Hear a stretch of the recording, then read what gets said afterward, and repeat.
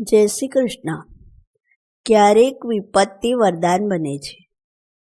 એક ગામમાં બે ભાઈઓ સમથી રહેતા હતા. પહેલા મોટા ભાઈના પછી નાના ભાઈના લગ્ન થયા હતા. નાનો ભાઈ ભણેલો હતો. તે મોટા ભાઈની આજ્ઞા લઈ શહેરમાં નોકરી કરવા ગયો. મોટા ભાઈને 3 દીકરા અને નાના ભાઈને 1 દીકરો અને દીકરી હતા. મોટા ભાઈ ખેતી કરી ગુજરાન ચલાવતો. વર્ષો વીત્યા, બાળકો યુવાન થઈ ગયા. તેમાં અચાનક મોટા ભાઈનું અવસાન થયું. કુટુંબ માટે જાણે આપ તૂટી પડ્યું.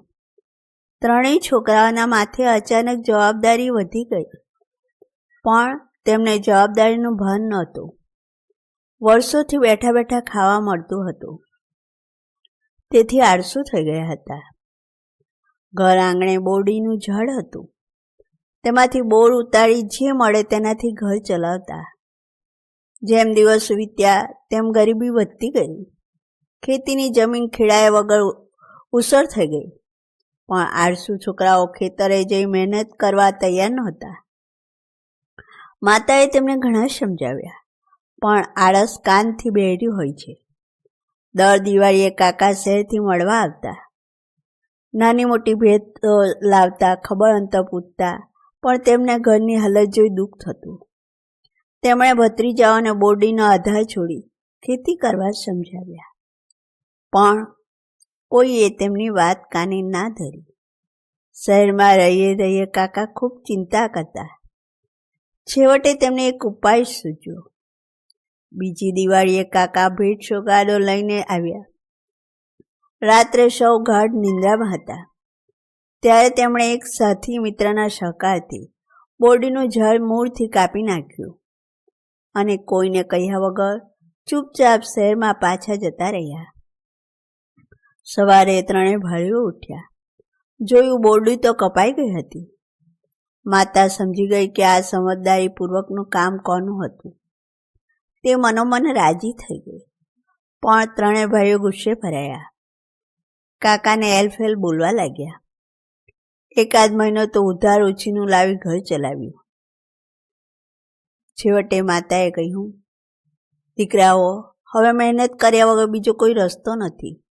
જાઓ, ખેતર સાફ કરો, દુકાનેથી અનાજના બીજ લાવો અને ખેતર ખેડો. મહેનત કરશો તો ઈશ્વર પણ સાથ આપશે. 3 ભાઈઓએ કમર કસી ખેતર સાફ કર્યું, ખેતર ખેડ્યું, બી વાવ્યા. પરસેવાના રેલાએ ખેતરનું ભીનું કરી દીધું. ઉપરથી વરસાદ પણ માફકસર વરસ્યો. કેટલાય વર્ષો બાદ પોતાના ખેતરને લીલુંછમ જોઈ સૌ રાજી થઈ ગયા. પહેલો પાક લઈ સૌ શહેરમાં કાકાને મળવા ગયા. પગે પડી આશીર્વાદ લીધા. વિપત્તિ પર ઘા કરી આશીર્વાદ રૂપી વરદાન આપવા બદલ કાકાનો આભાર માન્યો.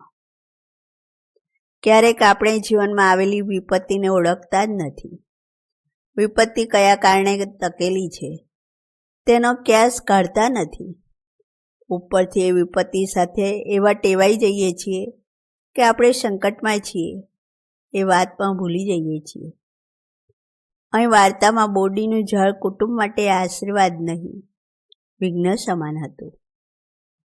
ઘણીવાર વિઘ્નના પરિધને છલાંગવાની અશક્તિને કારણે આપણે નસીબનું નામ લઈ તેને ઢાંકવા પ્રયત્ન કરીએ છીએ. એકવાર વિપત્તિના સીમાડા ઓળંગી જઈએ છીએ, પછી નિરાંતે પાછું વળીને જોઈએ તો સમજાય કે આપણે આળસ, નબળાઈ અને મહેનતના અભાવે દુઃખના દલદલમાં ફસાયેલા હતા. અહીં તો વિપત્તિનું પોટલું ઉતારી હળવા થવાની સમજદારીની વાત છે, પણ જ્યારે ખરેખર જીવનમાં વિપત્તિ આવે અને કાંઈ ના સૂઝે ત્યારે શું કરવું? 21 વર્ષનો એક યુવાન અમેરિકામાં અભ્યાસ કરી રહ્યો હતો. દુનિયાદારીથી અજાણ તે તેના અભ્યાસમાં મસ્ત હતો. બધું બરાબર હતું. જીવન ઇન્દ્રધનુષ્યના રંગોની માફક ભરચક હતું. એવામાં એના પિતાનું અચાનક અવસાન થયું. ફેમિલી, બિઝનેસ સંભાળી લેવા યુવાનને ભણવાનું અધૂરું છોડાવીને પાછો બોલાવી લેવામાં આવ્યો. કંપનીના શેર હોલ્ડરોએ મિટિંગમાં તેને બોલાવ્યો. ભાઈ, આ ઉંમરે આટલી મોટી કંપની સંભાળવાનું તારું ગજું નથી. તને કંપનીનો બિલકુલ અનુભવ નથી. તું તારું ભણવાનું ચાલુ રાખ. અમે તારા શેરો ખરીદીને પ્રોફેશનલ મેનેજમેન્ટથી કંપની ચલાવીશું. તું તારો ભાગ અમને વેચી દે.